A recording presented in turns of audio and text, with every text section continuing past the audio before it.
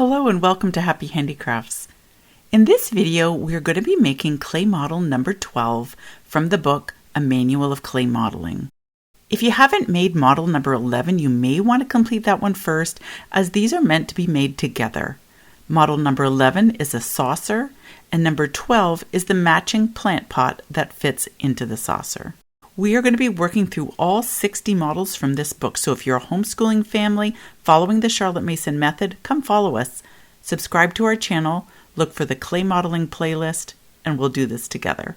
Before we get started, please check the notes in the description for a list of the materials needed. Now let's get started.